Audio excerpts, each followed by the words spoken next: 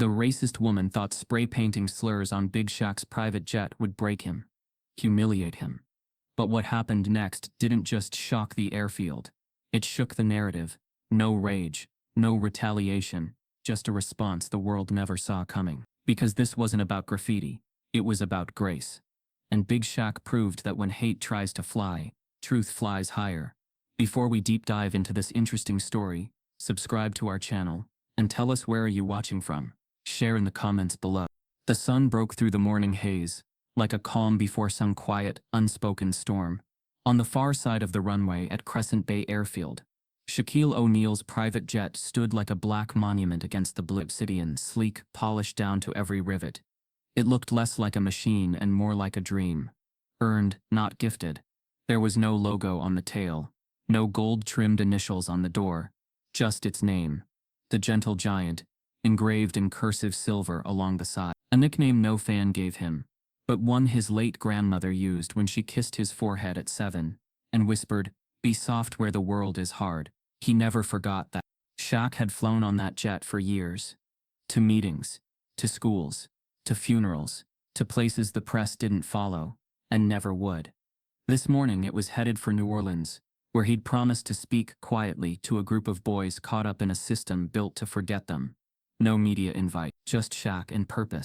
He was already on the airstrip when Delaney Cross came sprinting out of the hangar office, clipboard half-hanging, face drained of color. She was the kind who never broke stride, never let emotion crack her armor. But today, something was different. Behind her the maintenance crew stood frozen, one man holding a dripping bucket of degreaser in midair, like gravity had stopped working. Shaq slowed as he approached the jet. At first he thought it was soot, or maybe the metal had oxidized. But as he stepped closer, the air shifted, like the heat had changed texture. And then he saw it. Spray paint. Harsh red, thick and uneven. Scrawled across the side of the Gentle Giant, in 4-foot-high letters, brutal and unapologetic. Monkey in the sky. Go back to the zoo. This ain't yours. The slurs didn't just mark metal. They echoed through decades, across centuries. They landed like punches not thrown, bruises unseen, but felt anyway. The letters weren't just racist. They were historical, deliberate, chosen for sting. No graffiti tag, no random vandalism. This was a message, a declaration, and it was meant for him. Shaq stood there, silent.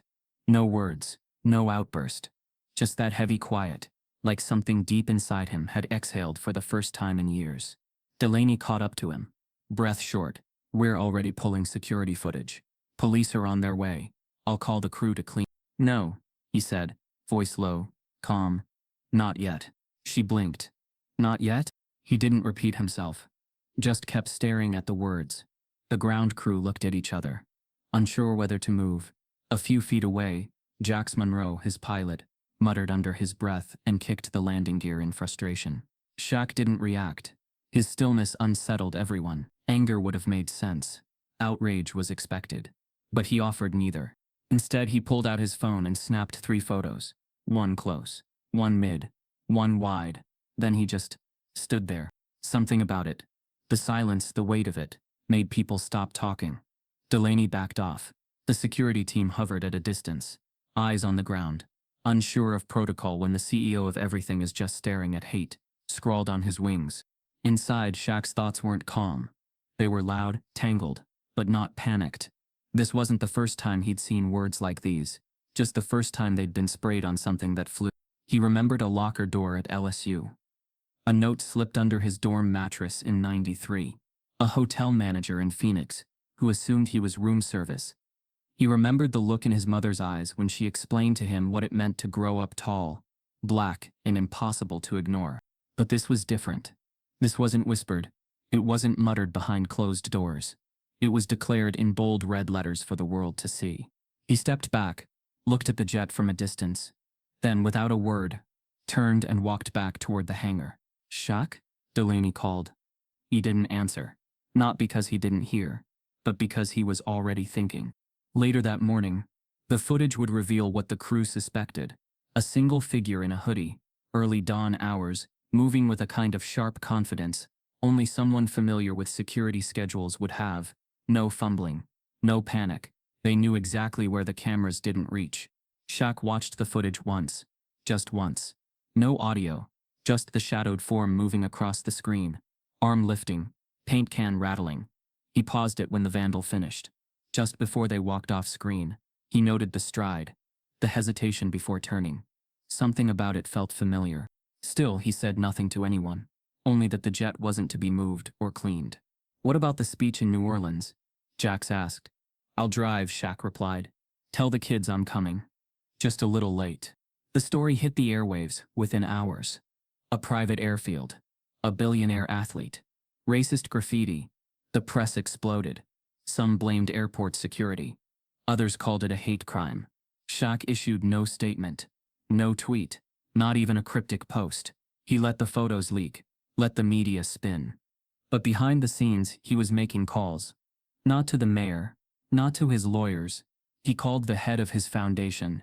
Asked for a list of names. Staff. Contractors. Former employees. Volunteers who'd had access to the tarmac in the last 6 months. Then he asked for something more specific. Records from past grant applications. The ones they denied. It wasn't paranoia. It was instinct. This felt personal. That night he sat in the hangar long after everyone left. Lights off. Just him and the jet. The words glowing faintly under the sodium lights. And in that silence he spoke. Not to the plane. Not to the vandal. But to himself. You earned this. They don't get to take it. He thought about his younger self. About the boy with knees too big for his jeans, and a laugh that didn't quite fit his voice. About the men who'd tried to make him smaller, the system that still tried, and the power of standing tall, not with fists, but with silence loud enough to echo. He wasn't planning revenge. That wasn't his way. But he wanted understanding. Truth. A name.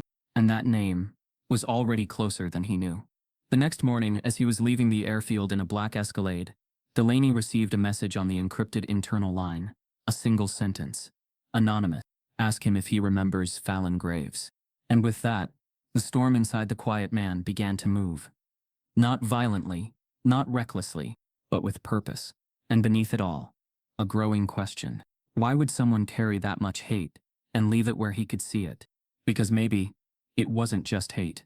Maybe it was a cry. Maybe it was personal.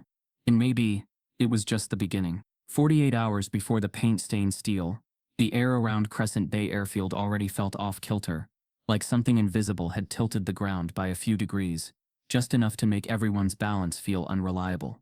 It wasn't loud. It wasn't obvious. But the details whispered, something's coming. Delaney Cross noticed it first. As head of logistics for all of Shaq's personal operations, from jet fuel to speaking gigs, to which bottled water stocked his SUV, she thrived on control. Crisp systems, zero surprises. That Monday morning she arrived early, as always, but as she walked the perimeter on her usual inspection loop, clipboard tucked under one arm and coffee in hand, she saw something she didn't expect. The north fence gate's red LED light blinking slow. Opened. Then closed. Sometime between midnight and dawn. That gate never opened after hours. And only 3 people had that clearance. She tapped a code into her tablet and pulled up the access logs. Blank. Either a glitch or someone had wiped the entry. She flagged it quietly. Didn't sound alarms. Yet. Inside the hangar, the crew was prepping the jet. Maintenance reports. Fuel levels. Cleaning details down to the stitching in the seat cushions. It was routine. It was muscle memory. But there was an energy. Tight, nervous. Someone dropped a clipboard. Another fumbled the cargo manifest and had to reprint. Little things. But Delaney had made a career of seeing small things before they turned into big ones. She glanced toward the maintenance bay and caught sight of Jax Monroe, Shaq's longtime pilot, in mid-conversation with one of the fuel techs. Jax was built like a linebacker, buzz-cut clean, calm as still water. He'd flown in war zones before he ever touched a luxury cockpit, but even he looked tense. She waited until the tech left before walking up. You sleep last night? She asked. 4 hours. Same as always. You're offbeat. He looked over the jet like it might answer for him. Something's wrong with this place. Just can't name it. Delaney nodded once. They didn't need to say more. Not yet. Across the city, at a podcast studio that was more Wi-Fi router than soundproof booth, Nova Lane was pacing like a caged animal. The podcast was her world. Speak loud, die soft, a hybrid of activism, truth-telling, and investigative journalism that had quickly picked up traction with young listeners craving rawness without the filter. Her recent series on covert racism in federal contracts had gone viral. Shaq's name had come up, briefly, during her research on private philanthropy and systemic inequality. She had requested an interview with him 3 times in the last 2 weeks. All 3 times the response was silence. No refusal, no statement, just nothing. Nova didn't take silence well. She was born into it, raised in a town that didn't let black girls speak too loud or too often, without consequence. Now silence set her off, made her and lately she'd been digging through financial ledgers tied to Shaq's private foundation, not because she suspected foul play, but because she was convinced something was being buried. Not money, but memory. Then something strange happened. A manila envelope arrived at the studio. No return address. Inside a single photograph, grainy, shot from a distance. Shaq standing next to a young girl at a basketball court in Atlanta. The date on the back, June 14th, scribbled underneath in thick ink. Ask him what happened after this game. Nova stared at the photo for 20 minutes. Not because it made sense, but because it didn't. And that meant someone wanted her attention. Back at the airfield, deliveries were arriving for the upcoming trip to New Orleans. Boxes of packaged goods for the outreach center. Custom shirts. Promo banners. But one package came with no label. Just Shaq's name scrawled across the top. It looked like it belonged, until Delaney noticed the manifest didn't include it. She opened it. Inside was a single aerosol can. Red spray paint. Her fingers twitched before her mind did. She turned to a nearby staffer. Who signed for this? The woman shook her head. Was already on the loading table when I clocked in. No return address. No note. Delaney put the can in a locked drawer, and said nothing. Not to Shaq. Not to Jax. Not yet. At noon, Jax ran a systems check on the jet's internal flight controls. Everything ran green, except for the satellite tracker, which briefly blinked offline for 17 seconds before reconnecting. Not enough to alert the system, just enough for someone to access the hardware, or mask it. He flagged it, logged it as a micro glitch, but kept the original log hidden behind a layer of passcode encryption. His gut told him to hold the info. His gut had saved lives before. By late afternoon, Shaq arrived for a final inspection. As always, he moved with that quiet gravity. Not rushing, not dragging, just present. He cracked jokes with the tarmac staff, signed 3 jerseys for a group of teens, sneaking glances from the chain-link fence, and walked with Delaney to the interior hold.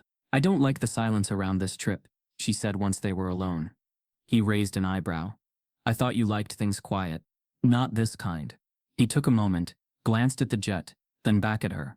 You seeing something or feeling something? Both. I think someone got inside the grounds last night. I've got no record, just a blinking gate light. And today we received red spray paint addressed to you. No manifest. Shaq's expression didn't change, but his presence did. He went still, the kind of stillness that feels like pressure dropping before a tornado touches down. You think it's a threat? He asked. I don't know. Could be a message. Could be a test. Could be a nothing. He nodded once. If it's a test, we pass it quiet. Not loud. She handed him a photo of the can. Already secured. Good. Then she said what had been bothering her most. What I don't get is, why now? Shaq didn't answer immediately. He stepped to the edge of the bay, looked out across the runway, and said something almost too quiet to catch. Sometimes silence is just hate catching its breath. She didn't ask what he meant, because she already knew he carried ghosts in his pockets like loose change. That night, Nova Lane sat alone in her apartment. The photo from 2002 under a desk lamp. She'd run facial recognition software on the girl. No hits. She cross-referenced Shaq's appearances that month. Nothing public. She called a friend at a community paper in Atlanta. No luck, but something gnawed at her. That picture wasn't random. It was a breadcrumb, and someone wanted her to follow it. She looked at the envelope again. Empty, except for a faint fingerprint smudge on the inside flap. She made a mental note. Tomorrow she'd follow up. Midnight crept in, like a question. At Crescent Bay, the tarmac was quiet. Too quiet. Security cameras blinked steady. Guards walked their rounds.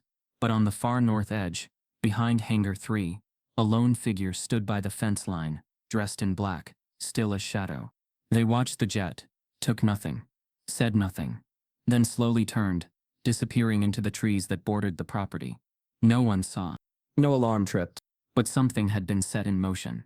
And 2 days later, the paint would scream what the silence had only whispered.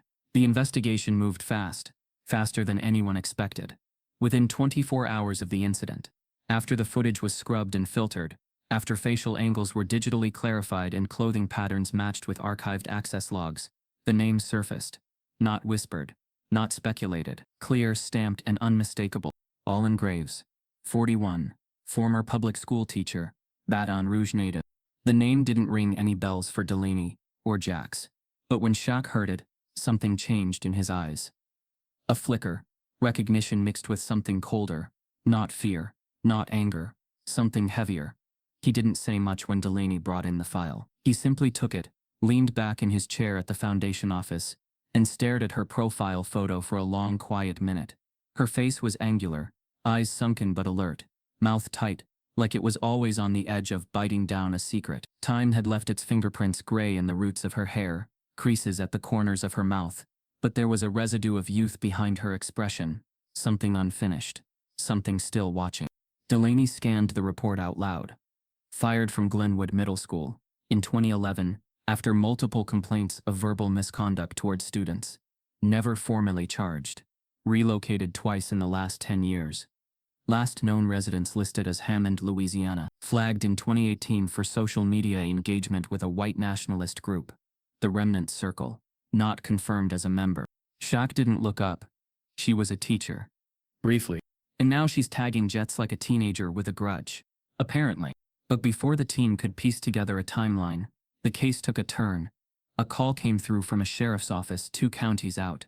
A woman had walked into the station just past sunrise, silent, calm, and without prompting said, "I vandalized Shaquille O'Neal's jet. I have evidence. I'm not resisting." Allen Graves turned herself in. No agents tracking her. No standoff. No lawyers. No delay. Delaney stared at the deputy on the screen during the video conference and asked, "Did she say why?" She said she wanted to talk to Shaq. Only him. She said she wouldn't speak to anyone else. And you just believed her. The deputy shrugged. She came in alone. No weapon. No outburst. Just walked in like she had a damn appointment. Shaq watched the feed in silence. Then he said something that caught Delaney and Jax off guard. "Tell them to bring her here." Delaney stiffened. "You want to what?" "I want to talk to her. We don't even know what her motive was." "She's got a flagged history, Shaq. We're not talking about someone angry over a policy decision. This is hate. Built deep." He stood, slow, deliberate. "Then let's dig it out." Jack spoke next, arms folded, tone level, but cautious. "You're not bulletproof, big man. You don't need to hand her a microphone. Let the law deal with it." Shaq looked past him, out the window. The jet was still parked out there, untouched, the slurs still blazing across its body in that thick, violent red. It hadn't been cleaned. He'd insisted. It stood like a statement no one had the words for yet. "I don't need to fight her," he said finally. "I need to hear her." Within hours, Allen Graves was on a private transfer to a quiet holding facility, a few miles from Shaq's foundation headquarters. No orange jumpsuit. No chains. Just civilian clothes, and a face blank, as white paint. When she arrived, she didn't speak. She didn't flinch. Her eyes scanned the security cameras like she'd expected them. Her hands were steady. Shaq asked for one room. One camera. No security present. Delaney protested again. "This isn't redemption. This is risk." "I know the difference." So they set the room gray walls. One table, 2 chairs, a pitcher of water, one camera on a fixed mount. Shaq walked in, took a seat, and waited. She entered like she was walking into a dentist's office. Not hesitant, not hostile, just procedural. When she sat down, she didn't smile. She didn't look away. Her first words were simple. "You remember me?" Shaq took a beat, then nodded once. "Allen Graves, you were in the after-school program. Baton Rouge." A pause. A long, thick silence hung between them. "You remember?" she said again, almost as if surprised. "I remember everything," Shaq replied. Fallon leaned back. Her eyes narrowed. I bet you don't remember what you said to me. Shaq stayed quiet. I was 15, she continued, working at that church gym where they had the open court weekends. You were already famous, already towering. And I asked for a photo. And you said, in a second, little lady. Then you left. Didn't come back. Shaq blinked. You're mad because I didn't take a photo? No, she snapped. I'm mad because you made me think I mattered. For 1 second, you made me think I belonged in a space I was never meant to be in. And when you didn't come back, that idea died. The room chilled. You think I remember every kid I didn't take a picture with? No. But I remember every moment someone made me feel invisible. She took a breath, steadied herself, then spoke again, lower. My father hated you, called you a sellout, said you were a puppet in size 22 sneakers. But I loved you. For a year, I had your posters on my wall, wrote your name in my notebooks, thought maybe you were bigger than the things he said. Then you never came back for that photo. And my father ripped the posters down, burned them, said, that's what they do. They pretend you matter, until they don't. Her words weren't shouted. They were surgical, like she'd rehearsed them, like they'd waited decades to find an exit. Shaq didn't speak for several seconds. Then he exhaled. You came to paint my jet with hate, because of a photo. No, she said. I painted your jet because that hate never left. It got bigger, louder, and I didn't know where to put it anymore. He studied her for a long while, then asked, so why turn yourself in? Because when I finished painting it, I didn't feel anything. She leaned forward, voice cracking for the first time. Yeah, I thought it would feel like revenge, like justice, but it felt hollow, and that scared me. Because if even hate doesn't make you feel anymore, what's left? There it was, the crack in the stone. Shaq didn't offer forgiveness. He didn't soften.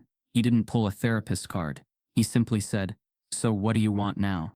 Fallon sat still, a war behind her eyes. Then I want you to know, I'm not evil. I'm broken. I've been broken since I was a kid. And when people are broken, sometimes they find monsters to follow. And if I don't forgive you, he asked, then I live with it. She stood. Her hands trembled now. I needed to say it. I needed you to see me. Shaq didn't move, just watched her turn and walk out the door. Outside the room, Delaney stared at the monitor feed. She looked over at Shaq's face on the screen. Still, impenetrable. She didn't know if he was hurt, furious, numb, maybe all three, maybe none. Fallon was taken back into soft custody. No cuffs, no screaming, just silence again. That night, Shaq asked for the footage of the conversation to be stored, unedited, not shared, not yet. He sat alone in his office, her voice echoing in his ears. When even hate doesn't make you feel anymore, what's left? He didn't know the answer, but he was going to find out. Because Fallon Graves wasn't just a case, she was a mirror. And the reflection wasn't easy to look at. No press vans circled the block. No microphones waited outside metal gates. No headlines previewed what was about to unfold inside the private chamber. Shaq had arranged 2 floors below his foundation headquarters. The world would later search for transcripts, leak footage, speculate about tone and intent. But this moment was never broadcast, never printed. It lived only in memory. It was one of those human collisions too raw for camera. Shaq entered the room first. It was plain, stripped of distraction. A long wooden table. No decor, no windows, just silence, and a single chair across from his. The walls held no logos, no symbols of power. That was intentional. He didn't want this to feel like an institution. It wasn't an interrogation. It was something deeper, maybe a reckoning. Fallon was brought in 5 minutes later. Her expression hadn't changed much since the day she surrendered herself, but something in her posture had softened. The defiance had settled into something more hollow. She didn't sit right away. She stood on the threshold, eyes flicking to the cameras in the corners. When she finally moved to the chair, it wasn't with confidence. It was with surrender. Shaq didn't speak first. He let the silence stretch. Fallon glanced down at her hands, then back up. You want to know why I did it? He didn't nod, didn't move. She sighed, her voice low and flat. Because hate is the only thing that ever made me feel seen. The words hung there, not as justification, but as confession. She looked at him, eyes glossy but unflinching. My father called you a dancing clown in sneakers. Every time you smiled on camera, he'd spit at the TV. When I was 10, I got a Shaq jersey for Christmas. I wore it every day that week. I thought maybe you were bigger than the noise in our house, bigger than his rage. I didn't know what you meant. Not really. I just knew I liked watching you make people cheer. Shaq shifted slightly, arms still crossed. Colin continued, her voice brittle. He found that jersey balled up in my backpack, took it out to the yard, lit a match and made me watch. Said, "This is what you burn when you remember who you are." She paused, breathing through her own unraveling. And I remembered. Every day. I remembered it. When he told me the country didn't belong to people like you. I remembered it when he used your name like it was poison. I remembered it when I got older, and the world felt louder, and I couldn't find a place to put all the rage he planted in me. Shaq finally spoke, calm and quiet. "So you painted my plane." Phelan blinked. "I needed to make you small." His eyebrows lifted slightly. "You were always larger than life on the court, on TV, in people's mouths, untouchable. And I needed you to feel something, not for the cameras, not for the image, but because somewhere deep down, I needed to know I could make you hurt." She looked away then. Looked ashamed, but not in a theatrical way, in the way someone realizes too late that they've hurt someone who once made them feel human. "You think this makes you honest?" Shaq asked. "No," she said. "It just makes me empty." He watched her, not judging, but not offering a lifeline either. "I don't hate you," he said after a long moment, "but I don't trust you." Fallon nodded slowly. "I wouldn't trust me either. You wanted to speak to me. Not the police. Not the press. Why? Because you were the one I broke something in, and I needed to say it to your face." Shaq leaned forward now, voice firm. "You didn't break anything in me. You showed the world who you are. But the part that scares me isn't the paint. It's that you planned it. You stalked my jet, found the blind spots in our security, waited for the exact time to strike. That's not just hate. That's intent." Fallon's throat moved as she swallowed. "I didn't want to hurt you physically. I swear on whatever soul I have left. I needed to mark something that mattered. And I knew that jet did. I knew the words would sting, because they were the same ones I heard my whole life. And yet you sprayed them anyway." She nodded, ashamed. "Because I didn't know how else to make you feel my pain." Shaq sat back. The silence thickened again. He looked at her for a long time, not trying to read her, just taking in the weight of everything she'd just exposed. Then he said something no one saw coming. "I'm not pressing charges." Phelan's head snapped up. "What?" "You heard me." "Why?" "Because jail wouldn't fix you, and it wouldn't fix this." She sat, stunned. "So you're letting me go?" Shaq's face tightened. "No, I'm giving you a window." "A window?" 72 hours. Fallon blinked. "You have 72 hours to show me who you really are. Not who your father raised. Not who your fear sculpted. Not who the remnant circle programmed. You. Show me that there's a version of you who understands what you did, who regrets it, who wants to be more than a headline. And if I fail, then I'll let the law take its course." Fallon sat speechless. This wasn't a plea deal. This wasn't mercy wrapped in caution tape. It was something entirely different, a challenge crafted from grace. "What do you expect me to do in 3 days?" Shaq stood, voice steady. "That's not for me to decide. You broke something public, now prove in private, that you can rebuild something real." She shook her head slowly, tears brimming. "I don't even know where to start." "Then find the silence you used to hide in, and speak something true into it." He walked toward the door, but paused just before leaving. "You get one shot, Fallon. Not because you deserve it, but because I choose not to be you." He left the room.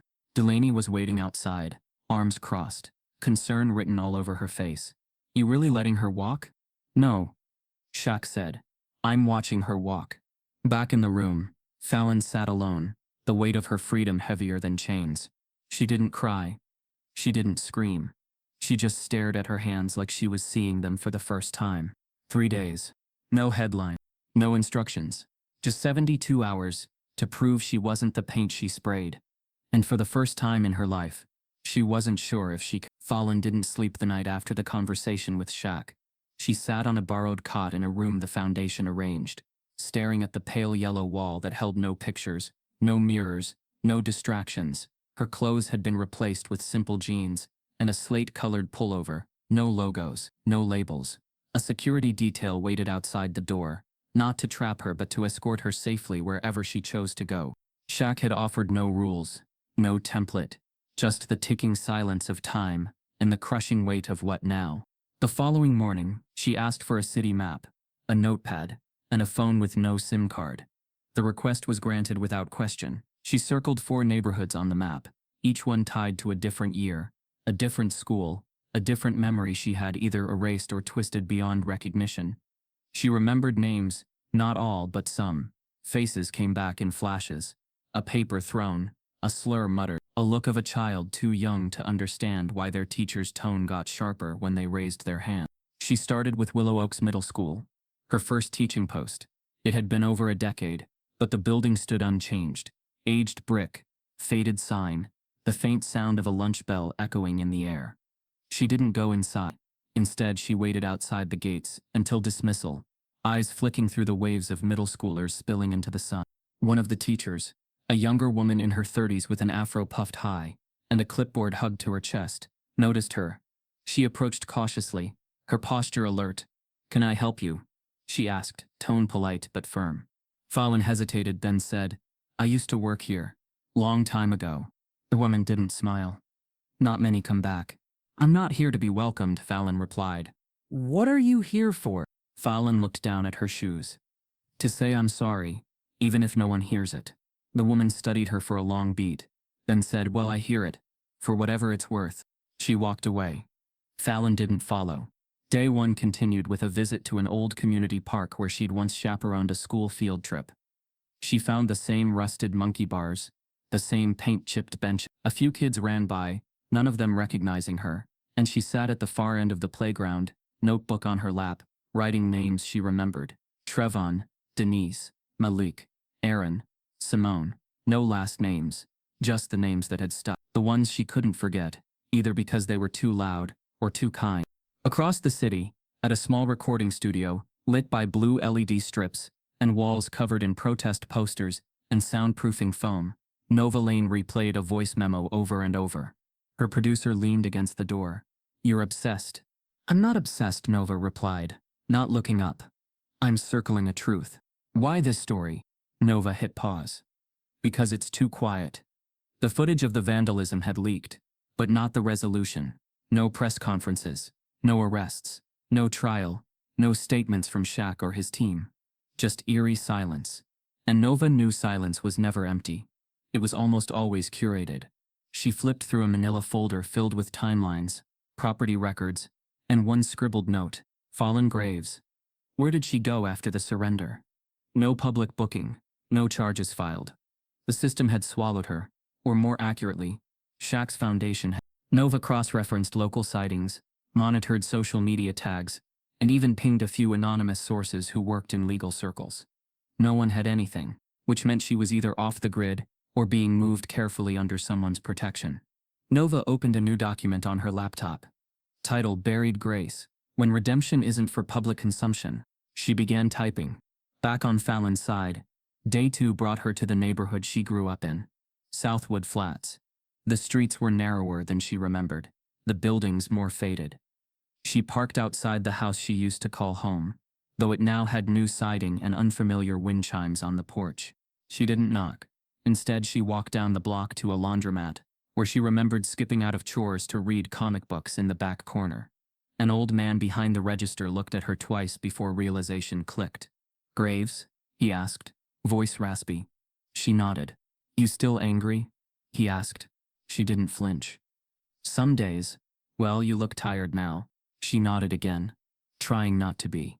He didn't offer judgment, just pointed toward the back and said, "Same corner, still there if you need it." Fallon sat there for nearly an hour staring at the spinning dryers, the rhythm of rotation hypnotic, like a metaphor for the cycles she'd been born into and failed to break. She scribbled notes in her pad, not essays, just phrases. "I let the noise win. He wasn't the enemy. I was afraid I'd never matter without someone to blame."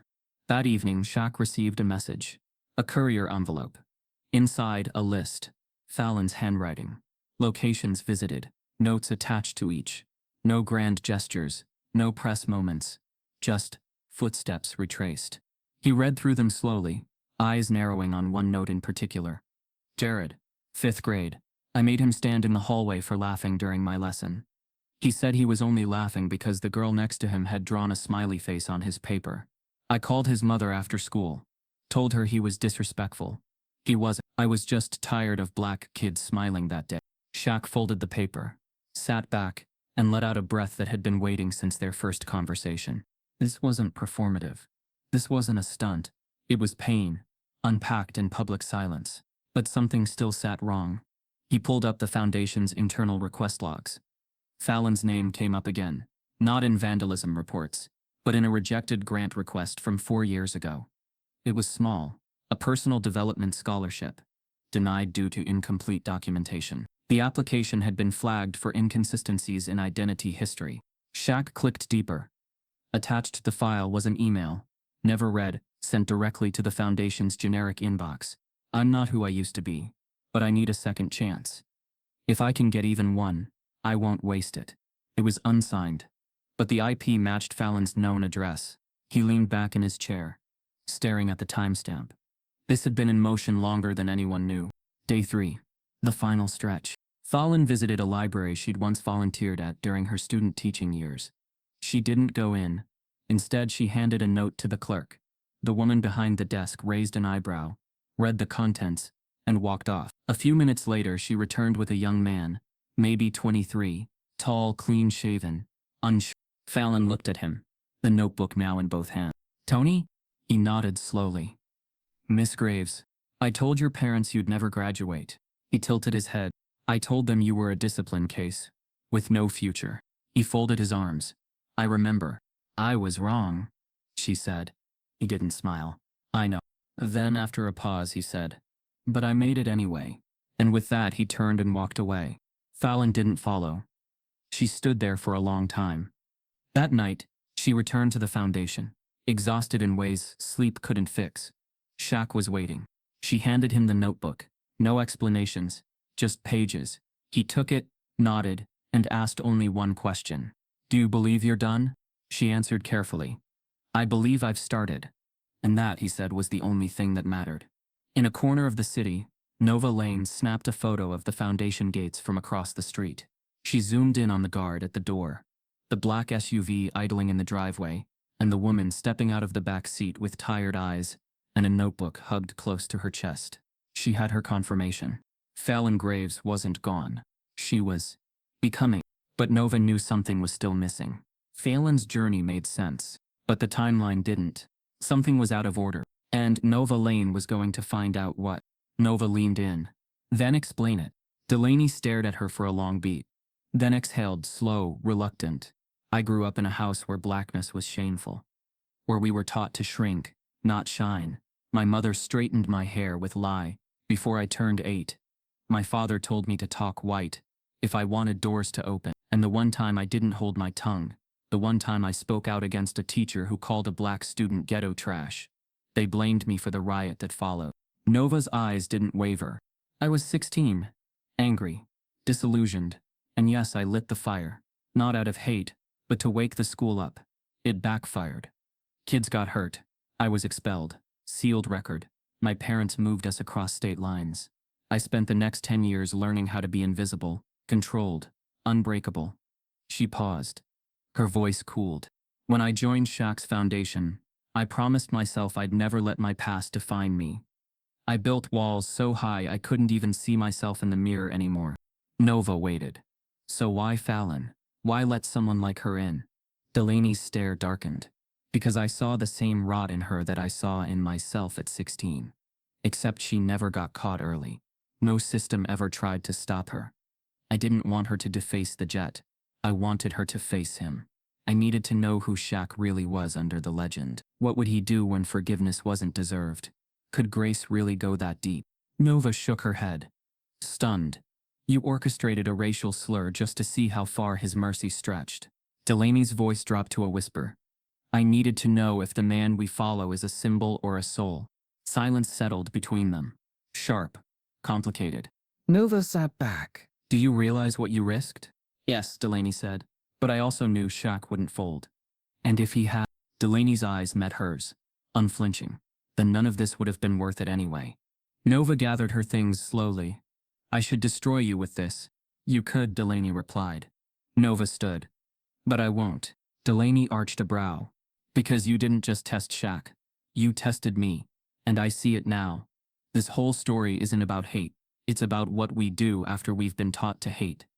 Whether we cling to it, or try to heal. She paused at the door.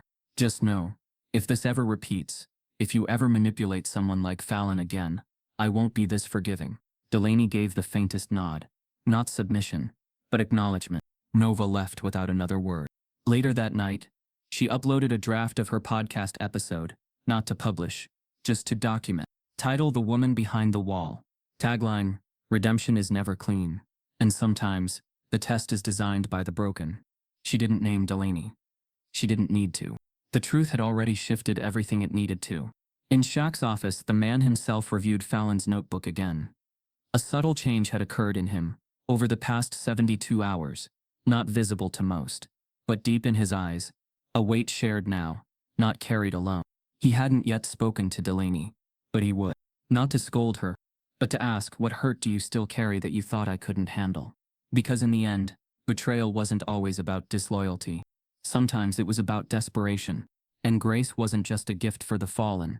It was a challenge for the strong. Shaquille O'Neal sat in the corner of his office, lights low, blinds drawn against the late afternoon sun. The city buzzed beyond the windows, cars streaming, lives moving, but inside the air held still. Not heavy, not haunted, just honest. And honesty for a man like Shaq had always been complicated. The fallout from the jet graffiti incident had slowed.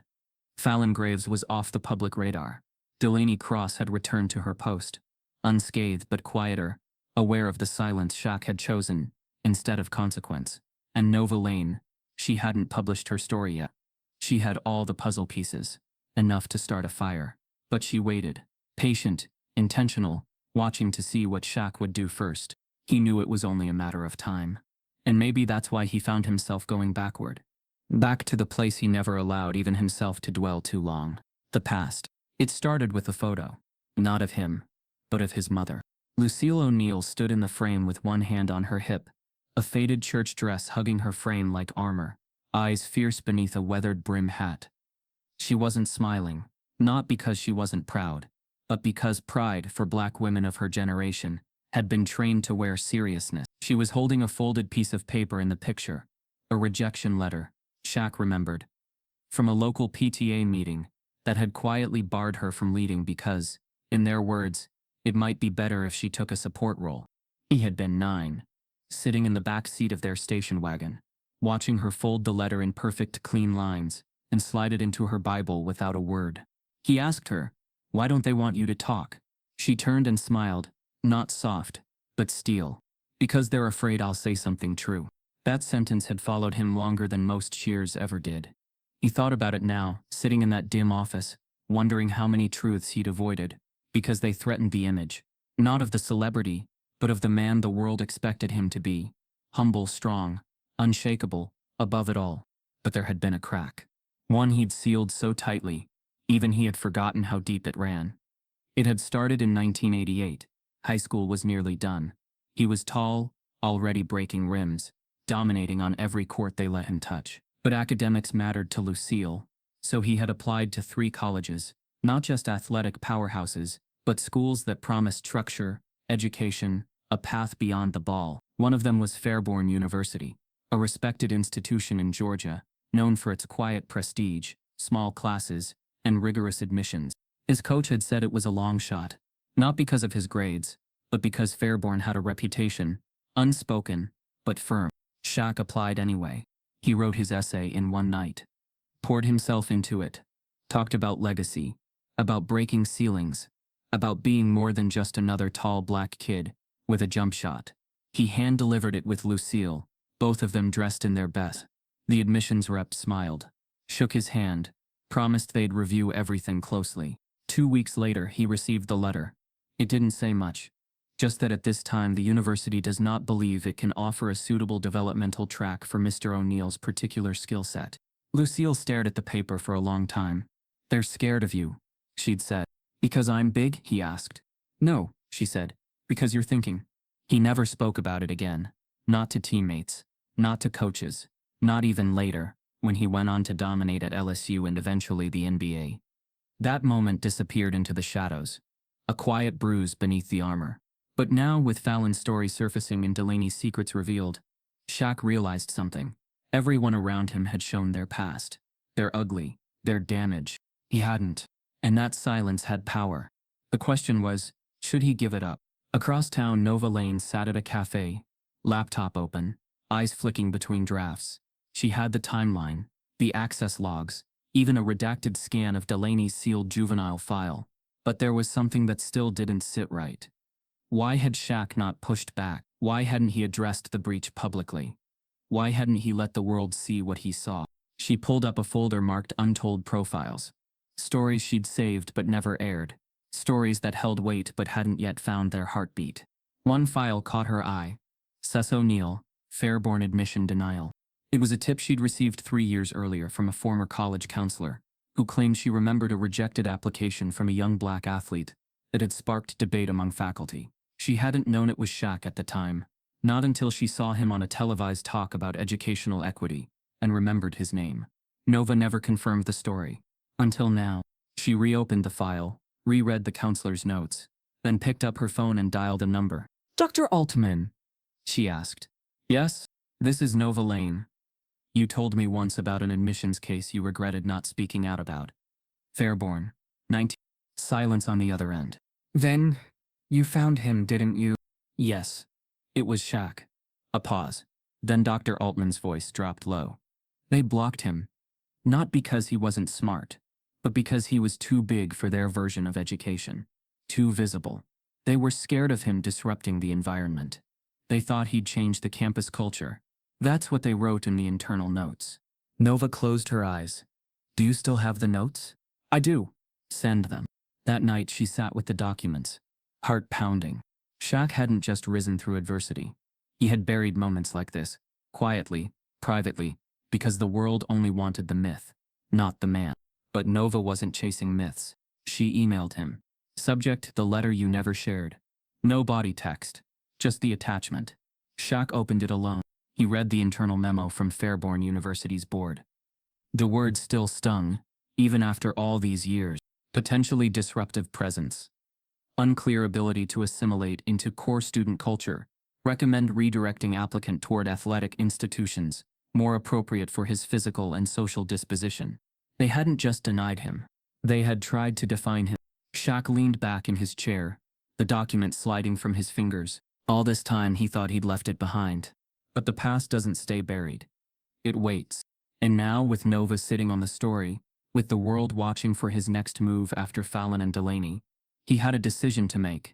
Was the world ready to know that even Big Shaq, the icon, the giant, the gentle titan, had once been reduced to a stereotype by people who couldn't see beyond his skin and stature? And more importantly, could he carry that truth without letting it define him? He sat with it, not in pain, but in clarity.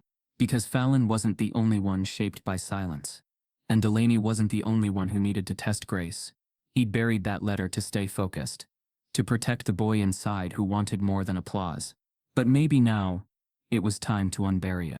Not for revenge, but for the next kid waiting at some admissions desk, dreaming of being seen as more than just the size of their shadow. He held up the notebook. This is what redemption looks like, when it's not a performance. Then he flipped the script. I've also learned that some choices made inside my own circle, by people I trusted, were meant to test me. To test whether I would stand in grace, or react with vengeance. I know now that pain doesn't always come from outside. Sometimes it lives in the room with you, and sometimes, it wears a familiar face. He didn't name Delaney. He didn't have to. He let the silence do its job. Finally, he dropped the biggest weight. I've hired Fallon Graves to lead a new branch of our foundation's empathy initiative. A program designed to bring stories of recovery, accountability, and truth into schools, courts, and communities. She's not a hero. She's not a symbol. She's a reminder that hate doesn't end when it's punished. It ends when it's understood and dismantled. Gasps. Shuffling. Whispers. He finished. If this makes me look soft, so be it. If this costs me support, I'll survive. But I won't build a legacy on silence and safe choices. Because I remember what it felt like to be shut out for being too tall, too black, Too loud. And I won't pass that wound down to the next generation. He stepped away from the mic. No Q&A. No clarifications. Just a man who had decided that truth, however complicated, was better served than buried. The internet erected. Reactions came in tidal waves. Some called the move courageous. Others slammed it as reckless. Hashtags split into war zones. Empathy matters trended alongside Shaq sold out. Talk shows scrambled for guests to debate both sides. Morning anchors tried to measure public temperature, but the data split clean down the middle. Phelan Graves remained off-grid. Reporters tried tracking her down for interviews. No response. The only sign she gave came a week later. A short blog post, uploaded anonymously, titled "Letter from the Other Side of the Paint." In it she wrote, "You don't have to forgive me. I still don't forgive myself. But someone gave me a mirror, and for the first time I didn't look away. That's what change looks like. It's not beautiful, but it's real." Within 24 hours, over 3 million views. Inside the foundation, Delaney Cross resumed her duties. She and Shaq never formally discussed what had happened. There was nothing left to debate. He didn't need an apology, and she didn't offer one. Their trust had cracked, but their mission hadn't. Nova Lane released a follow-up podcast titled "Grace Under Pressure." In it she said, "I thought I was chasing a scandal, but I found a reckoning, a reminder that accountability without compassion is a hammer with no handle. You can swing it, but it won't build anything." Shaq didn't respond publicly to her episode. He didn't have to. The jet was cleaned, the graffiti removed. But he had the words preserved in archival photos, framed and hung in a quiet hallway inside the foundation, not as trophies, but as memory, proof that even in a world trained to shout, some truths need to be whispered, until they're loud enough to matter. It began, again, where it had once broken. Crescent Bay Airfield, that private pocket of tarmac tucked between the ocean and the edge of the city, stood still in the golden light of late afternoon. No flights taking off, no engines whirring, just silence stretching from the control tower to the hangars, deliberate and sacred. Once the silence here was filled with shock, the kind that follows seeing slurs sprayed across the side of a jet. Now that same space had become a sanctuary of confrontation, not for aircraft, but for truth. They called it the Hangar of Truth. A one-week installation. No press fanfare. No ticket sales. Just an open invitation posted online with a simple line, "You think you know the story, come walk through it." What people found inside wasn't a traditional exhibit. Shaq didn't do traditional. A full-scale replica of his jet filled the central hangar. Wings clipped just enough to fit, tail tucked under the corrugated steel ceiling. The jet wasn't polished. It wasn't elevated on a pedestal or behind velvet ropes. It sat grounded, as if it had just landed from the moment everything changed. And every inch of it was defaced. Again. Only this time, the slurs weren't spray-painted. They were stenciled in matte red, exact duplicates of the original messages Phelan Graves had left on the real jet. But this time, they came with captions. Next to each slur a glass display stood. On it, a single story, handwritten, typed, sometimes even recorded through embedded audio. They weren't explanations of the hate. They were revelations of the people who had once wielded, believed in, or been wounded by it. One message read, "I called my Latino neighbor a slur when I was 12. He didn't even tell his mom. I found out years later he stopped playing outside after that. I still can't look him in the eye, but I knock on his door every December now, just to ask what they need." SD Chicago. Another, "My dad used the word savage for every black player on TV. I laughed along for years, until I realized my silence was just another echo. I don't laugh anymore. RJ Atlanta." And another, "Someone called me a dirty immigrant when I was 6. I didn't know what the word meant. I just knew it meant I was wrong for existing. That stayed with me for 2 decades. Until I stood in front of a classroom and told that story out loud. It didn't erase it, but it stopped it from owning me." EK San Jose. Each display had one question at the bottom. What will you reclaim from what tried to ruin you? People walked in slowly, reverent. Some didn't speak at all. Others cried at unexpected moments. Parents whispered explanations to kids. Strangers stood side by side, reading the same slur and seeing something entirely different in it. Cameras were allowed, but few lifted their phones. Something about the space made it feel wrong to filter what was happening through a screen. The exhibit wasn't beautiful, It wasn't cinematic. It was real, raw in a way that asked for silence. That was what Shaq wanted. Not applause, just presence. He didn't show up on day 1 or 2. He let the exhibit speak first. But on the third afternoon, as the sun bled orange across the hangar doors, Fallon Graves walked through the entrance. No disguise. No announcement. Just a woman stepping back into the place that once held her shame. People noticed her. Some stared. A few whispered.